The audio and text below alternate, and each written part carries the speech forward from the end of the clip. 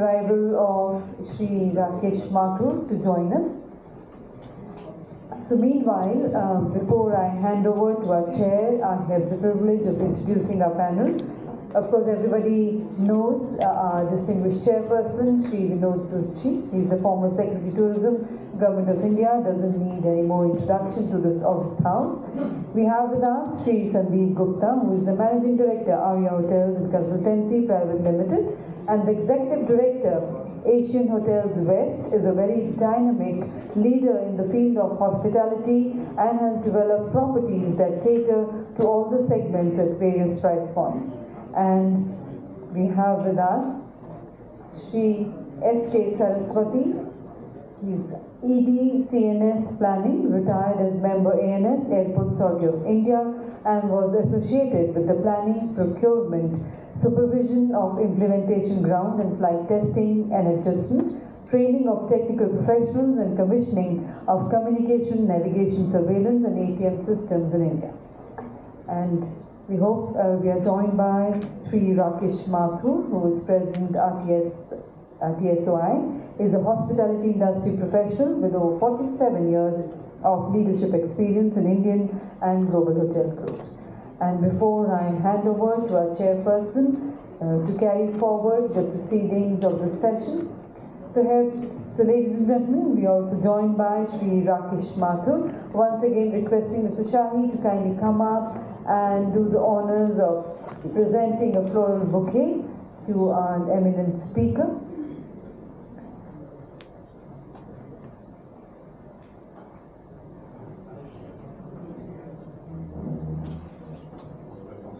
Thank you, most welcome, sir. Thank you very much indeed, sir.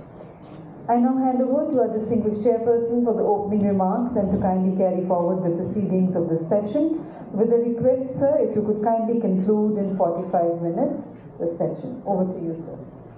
Thank you, Ms. Sapna. Good afternoon, ladies and gentlemen. So we begin the session second, and I'm aware of the fact that we are already late by more than 45 minutes, and as requested, I would like to finish it off, say within 45 minutes or maybe a little more, and would not stand between you and the lunch. Anyway, so before beginning the session, I would like to first of all give opening remarks about the subject that we have. The subject, as you are aware, is mainstreaming sustainability in tourism through green initiatives. We have three eminent speakers with us, and I would request in the first round to the speakers to speak for about 5 to 7 minutes. I am reducing the time because of the time constraint, and after my opening remarks. And thereafter, in the second round, I would try to ask some specific questions related to their backgrounds and maybe some common question if time permits. So, ladies and gentlemen, extending a very warm welcome to our panel speakers, and let me tell you, these esteemed speakers have already been introduced by the anchor. They are either experts in the area of sustainable tourism, Mr. Rakesh Mathur, or they are actually who are practicing sustainability, like Mr. Sandeep Gupta, and of course in the aviation sector, Mr. Saraswati. So, ladies and gentlemen, mainstreaming tourism sustainability is crucial for ensuring that tourism development contributes positively to the environment, society and the economy. And to achieve this goal faster, there is a need to integrate green practices into mainstream tourism. So what we discussed in the first session and maybe in the inaugural session is all about technological innovations. My take is that while technology innovations will bring about growth in tourism, mainstreaming sustainability is simultaneously required to bring growth with sustainability, as I had mentioned initially. And there cannot be a continuous growth without sustaining it. So the need of the hour is that we bring in at the same time all those measures, which make this growth in the tourism sector more sustainable. Friends, I would like to apprise that Government of India and many state governments, in fact, have already started taking proactive steps in this direction. I recall, for example, the classification of hotels, the stars that we give, 5 stars, 4 stars, 3 stars, if you are aware of them, basically it has inbuilt requirement of green initiatives and green investments. Without having those provisions fulfilled, no star classification is offered by the Ministry of Tourism. Similarly, for registration of tour operators, there are certain do's and don'ts. And that list is getting higher, longer and longer because of the need for sustainable tourism in our country. Similarly, I remember we had those flagship schemes, for building tourism infrastructure. They are still there. One is Swadesh Darshan, one is Special. Basically, they are for building world-class infrastructure around the destinations. Now, in those also, the state governments, they put up projects before the center or the Ministry of Tourism, and they look into it. But the basic condition is that while it is creating the required infrastructure, it should also take care of the sustainable aspects. So these are some of the initiatives which the government of India and even the state governments, if you see the latest policies, for example, Uttarakhand, if you see the latest policy, even Uttar Pradesh, there is an element of extreme cautiousness about the environment. I am not talking about Kerala and other fragile ecosystems, but even those states where environment and sustainability was never the issue, even they have started becoming serious. With this note, friends, I would like Mr. Sandeep Gupta to share his thoughts on the subject of today's business session. And Mr. Sandeep Gupta, would like to go to the podium also. Thank you.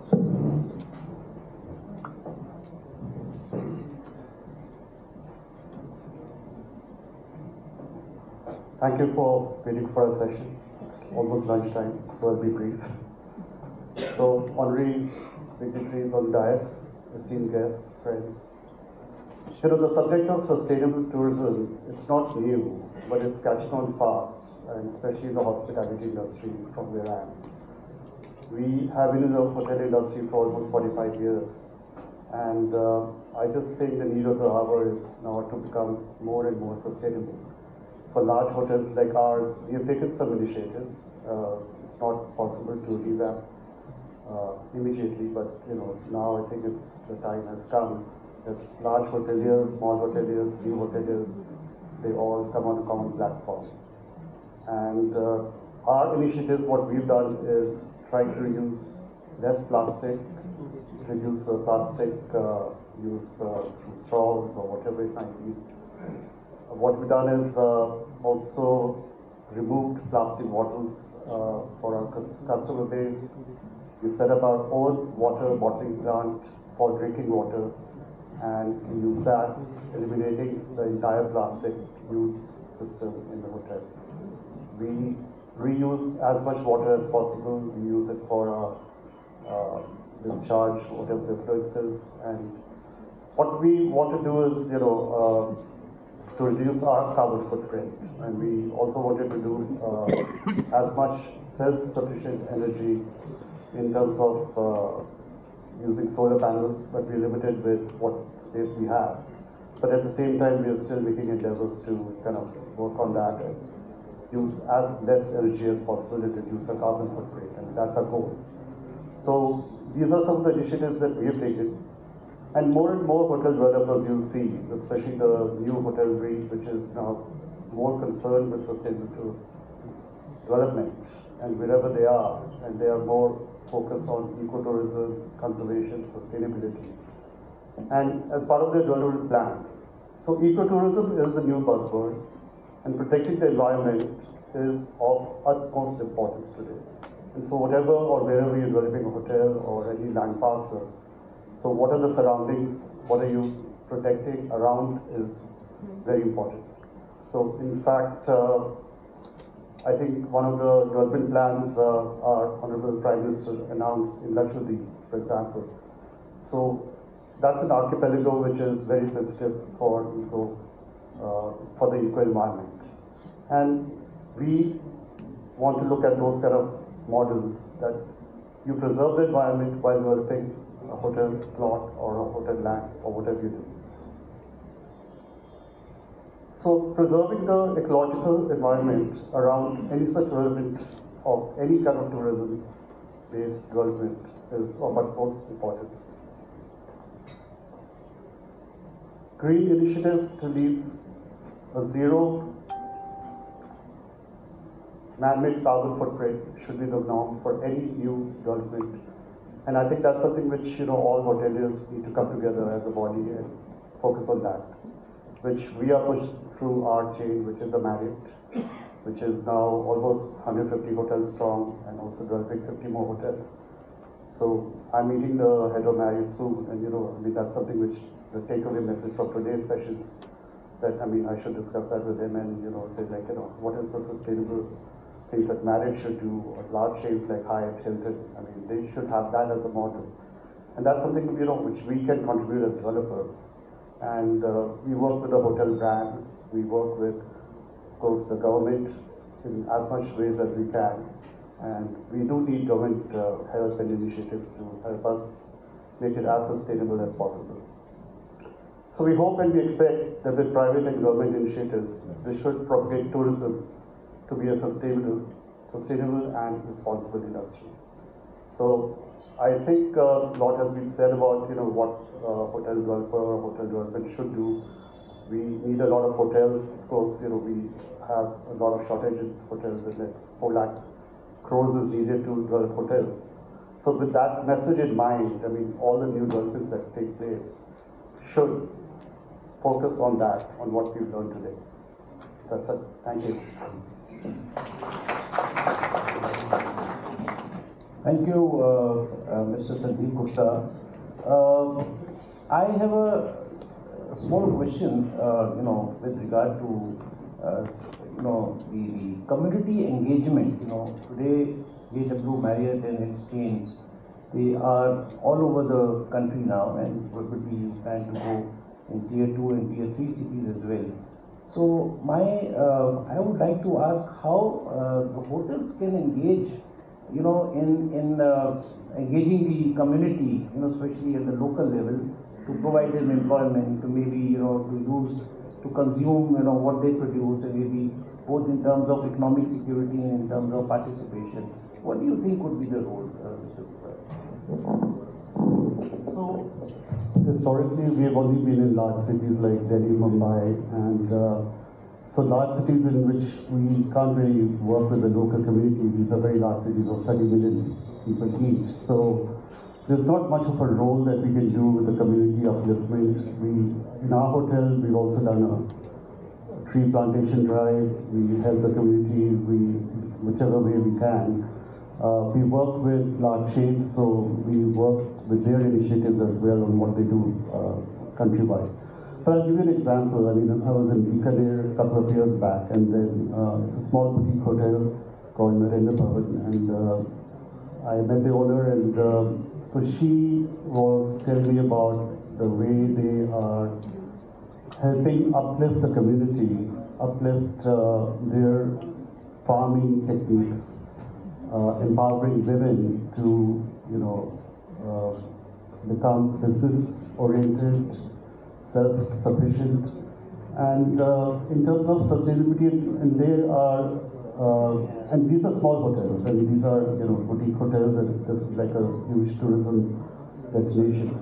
So what I'm seeing as a difference today is a new crop of hoteliers, and they are extremely sensitive to what they're doing to the environment, to the community, and which is a great sign. And we are not in that business scale, space yet. But like I said, Lakshadweep is like an example which could be a potential for development, and if we ever do that, and then we would definitely be looking at how to protect the environment, the ecotourism. We don't want to go like the Maldives, where just developing, and it's just become concrete, mass. So I think any which way forward, if we get into that space, we will be looking at that. Thank you, Mr. Sandeep Gupta.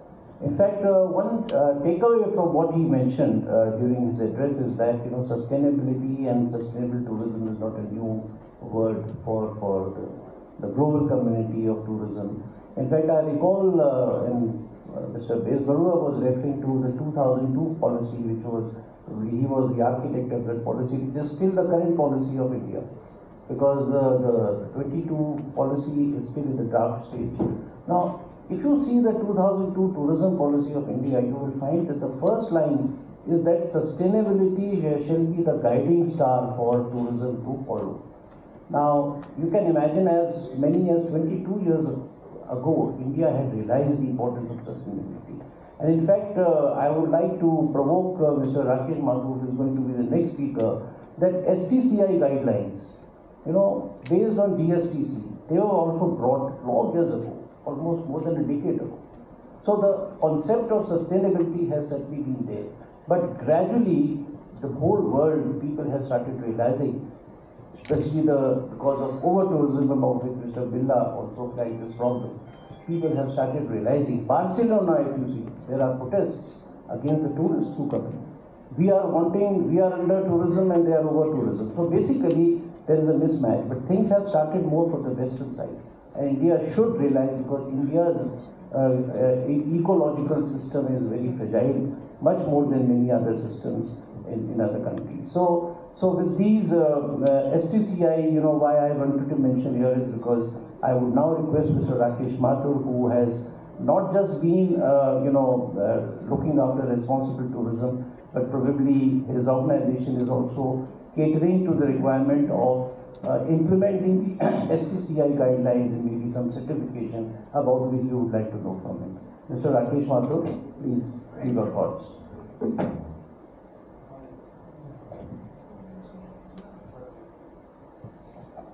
Good afternoon, ladies and gentlemen. Let me just start by saying that I'm not an expert on environment. And neither I am, an expert on the larger aspects of sustainability. I'm a hardcore hotelier, and after 50 years of practicing hoteliering, somewhere down the line I realized, along with some other colleagues and friends, that tourism and the hotel industry were high consumers of energy and high producers of pollutants. And what could we do in the industry to bring about a change and sustainable practices and make a difference? Now, I'd like to begin by saying that at the ground level, if you want to bring about change, there is no rocket science involved. First and foremost, when I walked in here this morning, and you will notice that I have buttoned my top, my shirt button at the top, is because I'm feeling cold. Now, the question here is, how much extra energy are we wasting by not bringing the temperature of this room down to a bearable level? And that is about responsible sustainability. I think at every point, every little thing that we do, we have to realize that any action of ours in the hospitality and tourism industry can bring about a change if we think about all these things at the ground level. The second thing I noticed, and I would like to apologize for raising it, are these plastic folders. Could we have done something else? These colorful yellow and green plastic folders. As it is, plastic is becoming a real big problem to mankind. So I think these are two small things I just wanted to point out before beginning. And one of the few things that I want to say is, and we've got young minds, young students sitting here, is that a lot of this requires a change in mindset. And if our younger generation can understand what we are talking about, I think in years to come we'll be able to make a difference. So, having said this, I'd like to begin by, ladies and gentlemen, I like to begin all my presentations by showing this beautiful picture, which I found somebody sent it to me on Mother's Day. And I think we have to realize that this is one earth that we all share, and if we are not serious about what we are talking, and if we don't make a difference at the ground level, what is going to happen? Now, look at these. Look at some of these images that I show you on screen. This is a hotel, a 5-star deluxe hotel, and there is a party, and look at the amount of plastics and garbage that is accumulated. This is one hotel, one party, and imagine what is happening all over the country.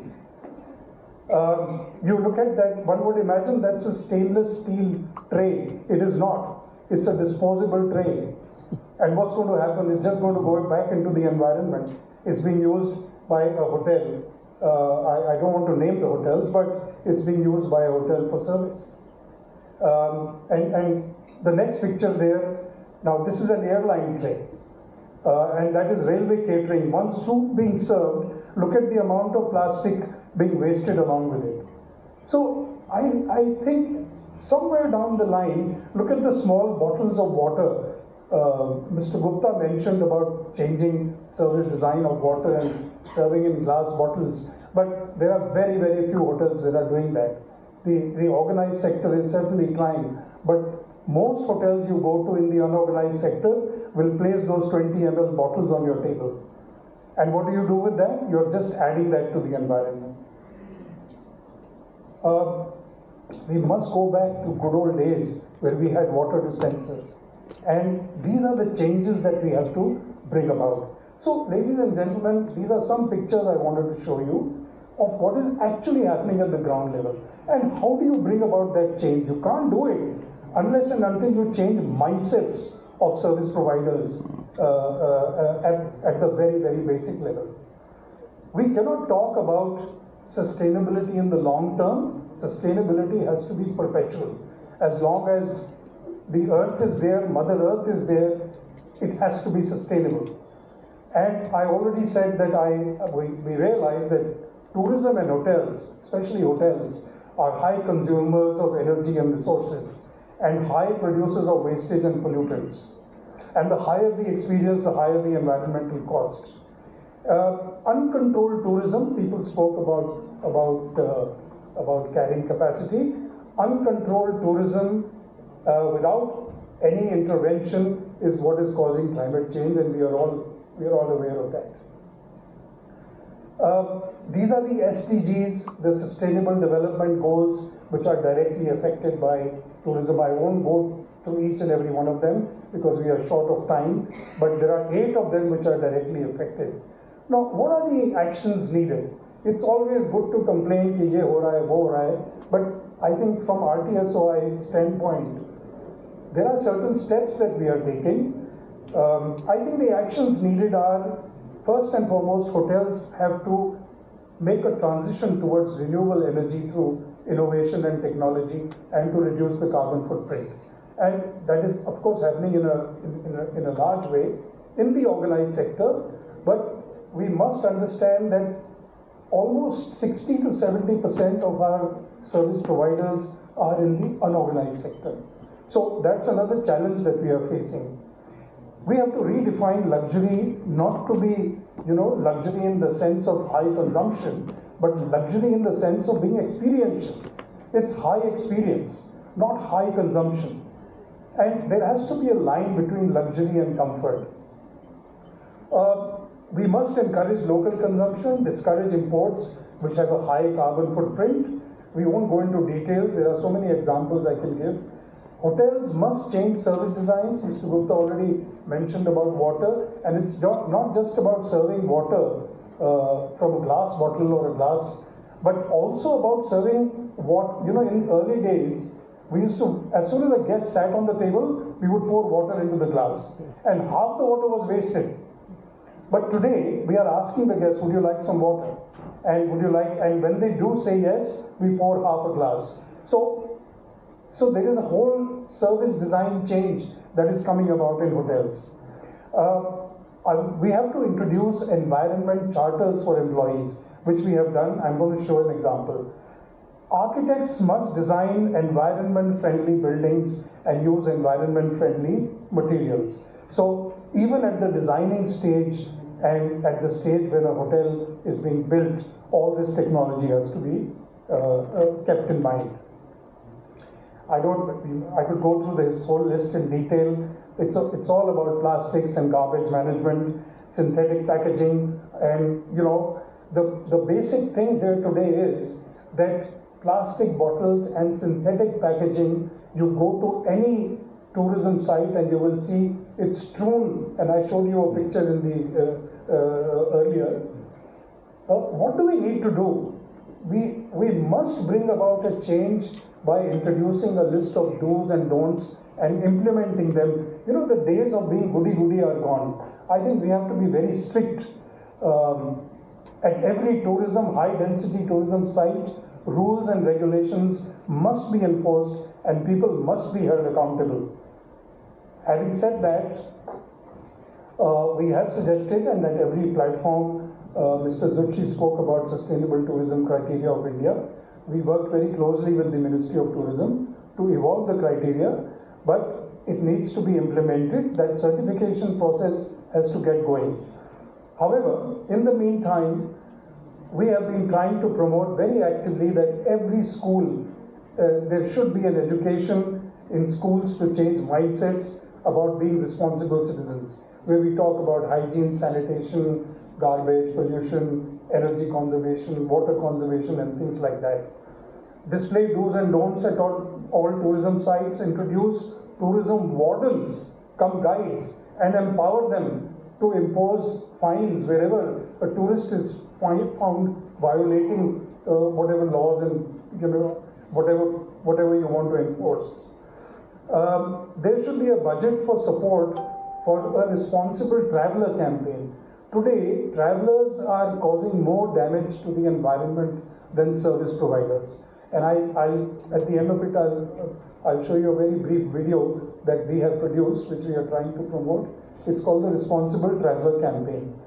And, through all these, exchanging best practices, bringing the unorganized sector under control, conducting energy and environment audits, carrying capacity studies, and of course, developing new destinations. I think all these points were earlier also mentioned. I would just like to show you some of the plastics that are used, which need to be completely discarded. And today, the thing is that good substitutes are available. I mean, these pictures we have already seen. There was a very interesting sign that I came across. In the forests and mountains, animals do not leave trash. Humans do. Please behave like animals. I thought we should share this with everyone. Today, substitutes are available. And I think all of us must actively work towards substituting plastic with all these. Yes, there is a cost to it, but I think we will have to afford that cost if we are to bring about a change.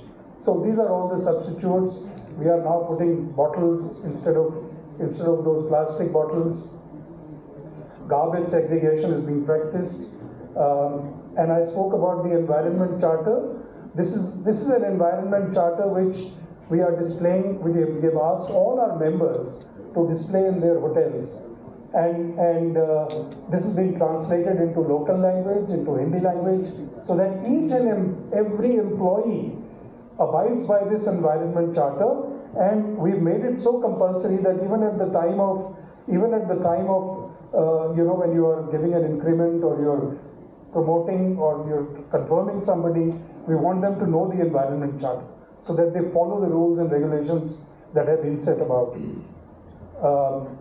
This is just a pledge which was made and adopted by the Ministry of Tourism many years ago.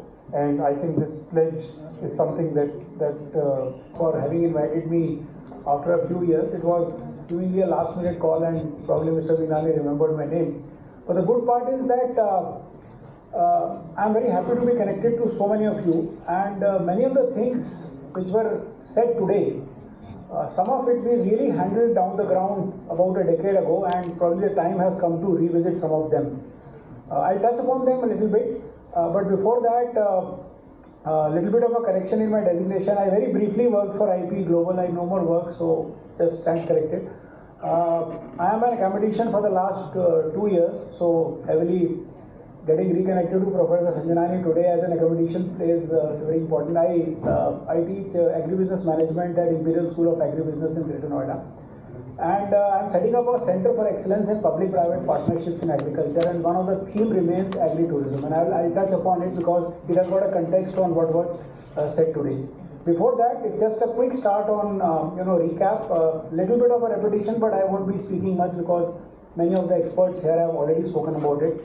So I just try to summarize some of the aspects of the today's topic. So we are talking of artificial intelligence and machine learning. We are talking of virtual reality and augmented reality, Internet of Things, blockchain, mobile apps, cloud computing, data analytics, geolocation technology, chat boxes, cybersecurity. Little bit of a caution, it's also a way to look at it. I look at agriculture, I look at tourism. Both sectors, digital technology everywhere is there, but finally it is what? It is a physical experience. And therefore, if we falter there, we try to channelize it, and that's where the problem starts to happen. In agriculture, it is a physical delivery of goods. No matter what you say about, finally you are getting the physical goods delivered. So I think that caution has to be met, and if you are able to manage it beautifully, then certainly we will be going forward very, very nicely. We have talked of some of the innovations. We talked of online booking platforms, payments, e-visas, visas on arrival, social media, innovations, travel apps, AI-powered travel assistance, personalized travel accommodations, sustainable tourism, ecotourism, responsible tourism, and we talk of innovative accommodations like glamping and homestays. Many years ago, and this trend has picked up, I am a very avid auto enthusiast, I drive a lot. So the company has rounded down of India, but I used to own a Mitsubishi vehicle. So we took a drive of some enthusiasts down to a place where a cooperative destination management organization was set up in the state of Uttarakhand. It was the last road to the Pindari Glacier, and everybody went there, camped there, and we were hosted by this rural homestay, you can call it. And the idea was that how can this be channelized? You do see a lot of this happening in a segregated way, but these are individual kind of an efforts. Now you find bigger automobile companies trying to promote and take it over there. So I'll come upon the CDMO aspects a little bit later, but I think that is setting off. Again, I'm talking of the word of caution. It's like a physical experience which is counting at the end of the day. Tourism cannot be complete with a physical experience. I know I'm not antagonizing anybody. I'm talking that digitization is a complementary part. And that's it. It has to be the physical experience because ultimately COVID has shown us the human anatomy is really not meant for total digitization. Digitization is a help and a tool. You have to get back healthy. People are talking of digital detoxification as destinations. You come there and you stop your mobile, and therefore you are not having distractions. So that also is picking up also as a very particular segment, by the way. And I think those kind of segments will be very, very important for us in our country over here. Then we have connectivity. I think people have solved. There are some limitations based on digitized information. We do know of cybersecurity threats and all that. And augmentation and personalization often requires complementary human interface. And I think Professor Sanjanani was speaking about it. Some countries have surged ahead. I think how they have surged ahead is that the complementary aspect of human intervention is always there. The moment you are stuck somewhere, somebody human is there to help you out. So, we cannot get overawed by the technology itself. Yes, we are front runners, we are everywhere, we are the software kings of the world, and will continue to be. But ultimately, what it is? Ultimately, it has to be the smooth road on the vehicle drives, smooth landing, you get out and all that. So I keep working on in both my passion sectors, which is agriculture and tourism, that it is the physical part of it which remains to be very, very important. And I think that's where we need to mix the things up. The complementary part remains as important as the digital part. And I think that's what we should always look at. Talking of it, and I think I must mention about one of the points Mr. Billa mentioned in the morning.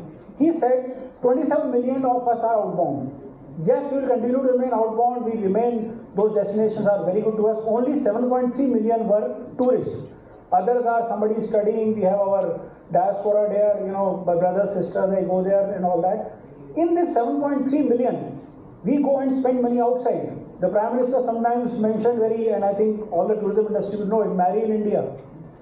Idea is very simple that you start doing these destination things, you spend money here. I am a recently enthusiast of this particular thing since I have traveled quite enough the West. There are some destinations I still want to travel, but I have started looking at this. I just want to share 2 minutes on this. I drove from here to Ratnagiri. I stopped short of Goa. And I saw a museum called Prachin Konkan, an entirely private initiative. Beautiful. The drive from here to Ratnagiri took 4 days. I had various destinations, Omkareshwar, Shirdi. It was a pilgrimage run. And kudos, I think we are doing well. There is a lot of, road development happening. All is contiguous. Little bit of an issue, yes, Madhya Pradesh has very good signages. I stayed in the MP tourism property. Have had the privilege of working with Mr. Lohani, and you see how the destination of the government properties work. It's a pleasure to see it further improving. The Ujjain city itself. But yes, there are pain points. The pain point, for example, in the Ujjain was when you're trying to get in and that the ticket online system was not working. So there was a little bit of a queue at the physical queue. So I think we need to just start managing these very effectively. Coming back to the subject, stopping short of Goa, driving down from Delhi to that place, nullified a high amount of surge fares which you get on the airlines. So I think there is a huge potential. This 7.3 million people like me, many more like us, can be prevented from traveling abroad. Okay, I don't want to be antagonistic to Sridhar. You would say that if UPI starts to be a competitor to the cards, again it's a complementary aspect. So people like us, I debate. I've got very good friends in Amex, in Mastercards, a lot of industry colleagues, and they say no, ये ज़्यादा चलेगा नहीं. मैंने कहा चलेगा because it is India which is developing. But I think the good news is that the cards and the UPI system are complementary to each other. I cannot say much about this. This is a very big effort with one of the very big economic powers which India is trying to have of integrating the UPI system. And there are some international, geopolitics around it which cannot be discussed over here. But I think it is happening. It is going to happen. It is going to change the terminology of the UPI itself. UPI is not short of a revolution. Please understand this. From an Indian's point of view, then I remember 2016, when we had a ban on these notes, and I was still a part of a banking organization. I had to handle the reporters. At that time, I had professed. So UPI is a huge enabler also to the tourism industry. So we should look at it. Now the government initiatives, adopt a heritage scheme, Incredible India campaign. In 2013, our bank was the first to have a co-branded inbound India travel card with Incredible India as Ministry of Tourism's brand, and it was launched in ITV Berlin in 2013. Much water has flown. We have seen huge amount of inbound things happening, but again, this was something which we had thought of and time to revisit how to adapt them. We have adopt a heritage scheme, Tourism and Hospitality Skill Council, and then we have large number of private sector initiatives. Some of them, are represented here. Some of them are the other people in the industry over there. Then certain benefits and challenges. Benefits are efficiency, convenience, traveler experience, job creation, sustainable tourism practices. Challenges remain digital infrastructure development, many of you have spoken about, cyber security concerns, data privacy and protection, skill development and training, balancing technology and human interaction. I think that continues to point out back to us, and I think we need to continue revisiting this. Then my last slide, and there I'll have a couple of other pointers before I stop. We are looking at integration of artificial intelligence, virtual reality, augmented reality, growth of sustainable and responsible tourism, increased focus on digital payment, development of smart tourism cities, and enhanced collaboration between government, industry, and startups. So I have two specific policy pointers which I think I'd be very happy to take forward with FAST, because FAST continues to be very active. Develop tourism using social equity-based public-private partnerships. And I use the word social equity very, very aggressively. The social equity part is where ultimately, the community involvement starts to happen. And we had set up a project was called Edge of India, and Mr. Tutsi may remember it was many years back, but his ministry was very, very aggressive at that point of time. I'm talking of the year 2012 and 13 specifically. And in this setting up, this was a Scottish government project. They tried to look at us. In fact, they didn't involve an NGO at that time. We were called in to help them set up the cooperative destination management organizations. So we set up 4 in Uttarakhand and 5 in West Bengal. Both under different startup. One was a Section 25 company and one was a standard cooperative. So what I mean is, we cannot leave the word destination management organization out of the blue. The large part of the competitive tourism industry is not going to spend their time in setting it up. It becomes a public policy initiative. And when you start looking at it, it has to be looked at in conjunction with the other schemes. We are talking of, for example, in the agriculture sector, we are talking of farmer producer organizations. We are talking of doubling the farmer's income. One of the aspects which we are beginning to look at very aggressively is agri-tourism can be that enabler. So in isolation, what can we do? We can link up the Ministry of Tourism and Ministry of Agriculture and start looking at it. Incidentally, ICR very recently has started formally looking at public-private partnerships in this structured way. So I remain very passionate about it from my heart. It's beyond any standard monetary recognitions, and I was very happy to take it forward. So therefore, I really must thank from the bottom of my heart that I got a very timely intervention as a speaker here, and I hope that I am able to carry forward with many of you. Especially now that I'm an academician, I have a chance to spend some time more, in a research mode and start to look at it a little bit more deeply. Thank you very much, and we can deliberate. Thank you. This presentation can be shared, and I think very happy to look at any of the stakeholders going forward. Since we are running out of time, and the next session is also on after this, so what I'll do is I'll ask one question each for 1 minute, giving 1 minute to each speaker, so that we can have some time for questions from the audience also. So I'll start with you, Ashish. You mentioned many things. I will not go over that, but one thing that you mentioned, I will give you 1 minute to dwell more upon, is carrying capacity, sustainability, that you talk about how digitization or innovation and new technology can help. Thank you, Mr. Singh. It's the key aspect here is how do we integrate destinations on a digital framework. Now, when we look at carrying capacity, what in a destination is a carrying capacity anchor? You have hotels. If you have a wildlife park, that's the carrying capacity anchor. You have the roads, or you have if you have the center square, that is how much load can it carry. So I think it's very important that we have multiple kind of destinations in India: forest destinations, hill destinations, beach destinations. Through a scientific norm-based framework, if we can arrive at minimum carrying capacity load factors for each of those destinations, and have the local municipal authorities state on a national framework, so that visitors who are which are obviously linked with the service providers, the hotels, the shopkeepers, and the key tourism anchors, which could be wildlife parks or beach, so that tourists who are planning their trip also have to see what is the current load factor in that destination. So I think at an 80-85% load factor, that destination should be stopped to take any more walk-ins. Thank you. Thank you. Dr. Sajnani, destination management. What do you think the development of destination management organizations, what is the role that technology, digitization and innovation can play to help improve the experience for the Indian travelers or the international travelers? We can learn from the countries which have implemented it successfully. For example, Italy. In the morning, Subila mentioned about Spain. Spain is the first country to cry about over-tourism. But let's learn from Italy. What Italy has done. Italy has utilized all components of tourism, and first and foremost important is transportation. Just now, Vishal mentioned about accessibility.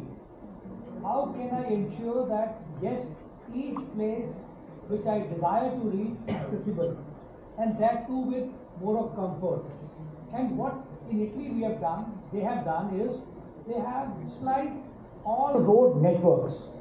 That means if I want to travel to place B from place A, I'll get to know how much time I am going to take, even by the IoT, application of IoT.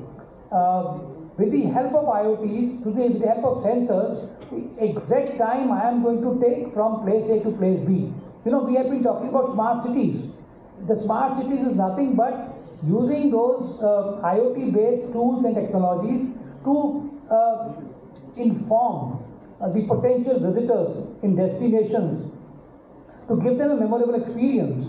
That's very important, number one. Transportation is the most important thing. Then accommodation.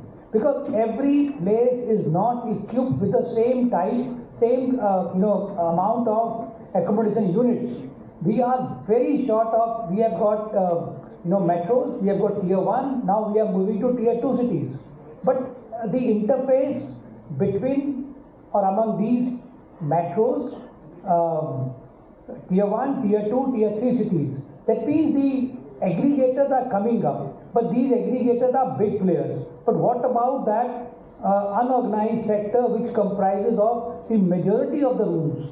If I say, if 300,000 rooms are in unorganized sector, What are we going to do with that? So technology can play a very important role, and in India we have the potential, great potential is in India. I mean, what we see is just a tip of the iceberg. I mean, what we actually have, but we can achieve a lot. Thank you, thank you. Now, Sridhar, you spoke about one area that really caught my attention was the importance of transit solutions and digitization there. What, you can take that ahead, or you think if there's if you were to be asked what is the important digital differentiator that will, change the outlook for Indian tourism in the near future, what would you say? Yeah, I think discoverability is key, and just the sheer fact that we work with almost every bank you can name globally. If we can work with tourism boards that want to put out specialized messages, targeting an audience, and the thing is we have different tiers of cards also. So if you're targeting a super affluent customer, you are talking to a Visa Infinite or Visa Ultra cardholder or Visa Signature or Platinum and so on. And we're doing this work globally. So that's one, data and insight. Two is, yes, transit is important. It's an enabler. It's almost like a fly on the wall. I don't want, as a tourist, to come and think too much about it. And I think we need to get to that space, and that's my constant urge to policymakers, that we need to start adopting to what payment instrument and methodology tourists have if we want to be seen as tourist friendly. Right? And one last thing, yes, payment networks will be built. UPI is great, and I think as Dr. Pandey I think pointed out, it's complementary, right? Payment networks and UPI serving different purposes, all addressing cash, and there's still a lot of cash out there. One thing we must realize in all of this is that cybersecurity is really key. I can ask anyone to hazard a guess, and I'm pretty sure nobody would be able to come up with the exact number of attacks, for example, that Visa faces on its payment network, because money is being moved and the cyber terrorists are just getting smarter and smarter. But I'll just give out the number. I mean, I can ask a question, but the number is close to 400 million attempts a month. Right? That's what you're staving off, and really that's the kind of tech you have to be ahead of the curve. Payments at the end of the day has to be seamless, almost non-noticeable. And if we can get to that, and we can tell the tourists that come here and don't worry too much about it, we've got you covered, I think we would have done ourselves a big favor. Thank you. Thank you. Tushar Pandey, you have traveled a lot, as you say, and your passion is agri-tourism, your passion is driving. So something that you have seen and you have seen on the ground is something that needs to be taken further. How do you think innovations and technology can take homestays, make them stronger in areas where, branded accommodation or non-branded accommodation cannot reach? I think a very relevant question, Singh Saab. I think the thing is that when you look at large quantity of these homestays, the ones who are already connected to the large spectrum of the hotel industry and all, perhaps that can be encouraged by the policy, that the hotels themselves who are very well connected, the bigger industry, they have a network. They send people out for relative shorter stay. You are a 4-day stay there, can you go and stay there for a 1 day? The other policy is when you're setting up all these destination management organizations, their training and capacity building to come up as close to the current contemporary technology. For example, how do I become a part of the search engine? So those rural homestays will not have that capacity or the expertise. And this is exactly, Sanjani sir is here, his students are here. One of the things is, this is where the new generation of knowledge should also get in. As I see personally that many of the efforts, and I think technology can play a very important part in this.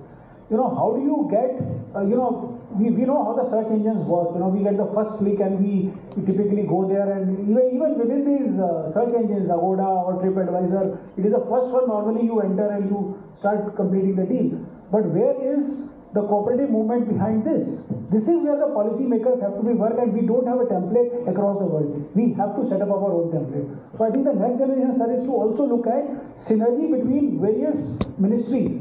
Sustainable development goals, at least 5 apply to our industry.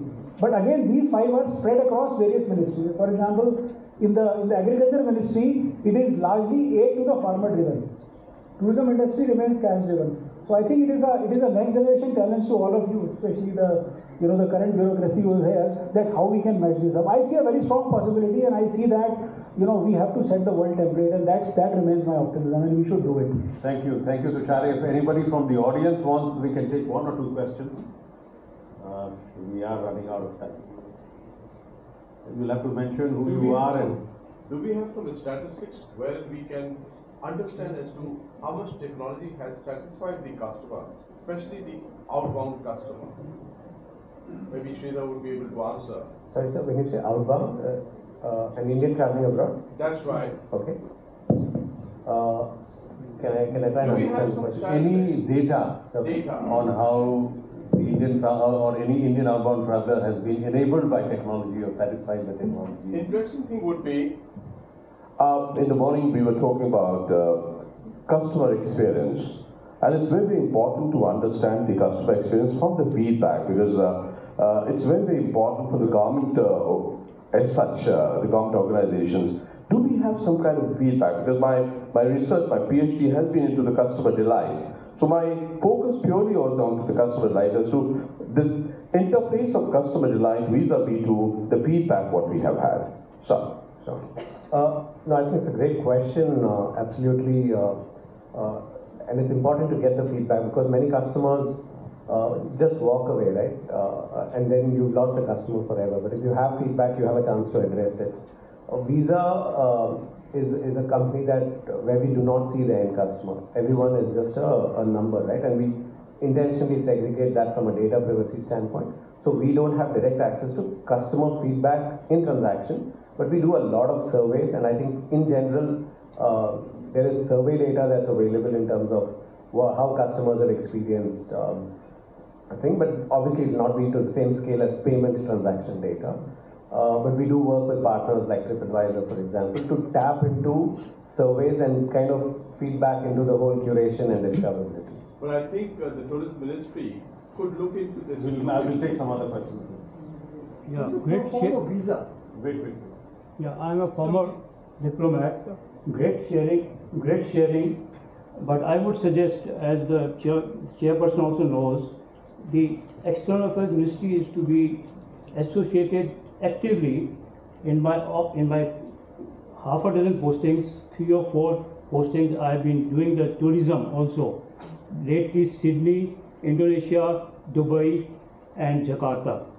So, in agriculture, of course, but I think external affairs is playing a big part. That's what I think. It's for you for consideration. Thank you. That will be the last question. See, I am Subhash Verma. Anyway, my question is to the visa team for a very practical experience.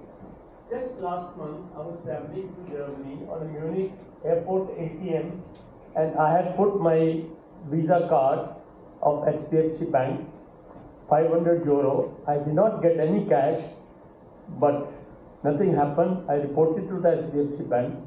They blindly or very negatively handled. Anyway, my question to you is, the safety, as I am holding a visa card, what is the responsibility of you as a visa in this kind of situation?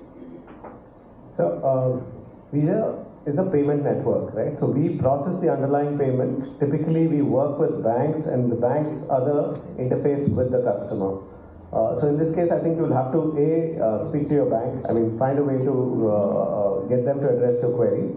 But the bigger thing, and that's an important point you made, is something called card controls, right? And RBI has been one of the first regulatory bodies to drive card controls.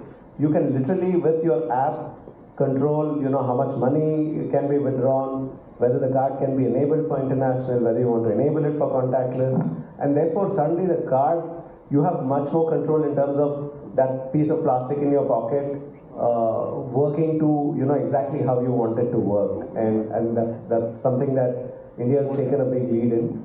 So from a safety standpoint, you have that option, and banks do provide that option actively.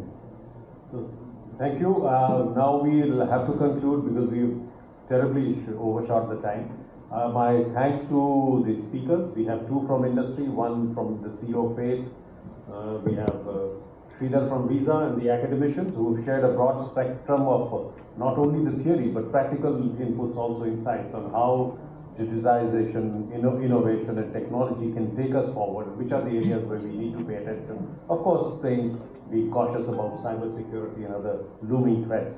So thank you, and I would request you to give a big hand to the four panelists. Thank you very much indeed, sir. And may I request our chairperson, Shri Arvind Singh Ji, to kindly do the honors of presenting a token of gratitude and appreciation to our eminent speakers. We begin with presenting to Shri Ashish Gupta, Consulting CEO of Faith. Thank you very much indeed for this wonderful. We present to Professor Manohar Sajnani. Thank you very much indeed. We present to Shri K. Sridhar from Visa. Thank you. And to Shri Tushar Pandey.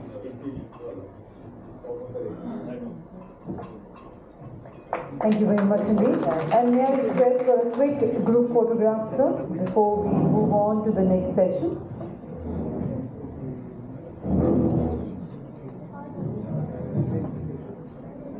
And ladies and gentlemen, let's once again put our hands together for that wonderful session that we had. Requesting everyone to kindly remain seated as we straight away move towards our next business session, which is also the concluding session of this seminar, which is on mainstreaming sustainability in tourism through green initiatives. Kindly remain seated, give us a few minutes while we arrange the top table for the next session. Thank you.